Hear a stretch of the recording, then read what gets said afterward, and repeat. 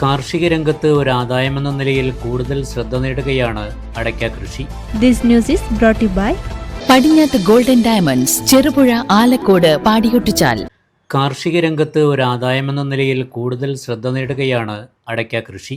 മുൻകാലത്ത് തീർത്തും അവഗണിക്കപ്പെട്ട അടയ്ക്കയ്ക്ക് ഇടക്കാലത്ത് വിലയിൽ അല്പം മെച്ചമുണ്ടായത് കർഷകരെ വീണ്ടും ഈ കൃഷിയിലേക്ക് ആകർഷിക്കുകയാണ്. മലയോരത്ത് വിവിധ പ്രദേശങ്ങളിൽ കവുങ്ങ് കൃഷിക്ക് പ്രാധാന്യം നൽകുമ്പോൾ മെച്ചപ്പെട്ട വിള നൽകുന്ന ഇനങ്ങളിലാണ് കർഷകരുടെ ശ്രദ്ധ. ആലക്കോട് പഞ്ചായത്തിലെ രയരോം വീമ്പുംകാട്ടെ തെക്കേമലയിൽ ജോസ് തൻ്റെ വീടിനോട് ചേർന്ന കൃഷിയിടത്തിലെ കുള്ളൻ കവുങ്ങുകൾ ഏറെ ശ്രദ്ധയാകർഷിച്ചു കഴിഞ്ഞു.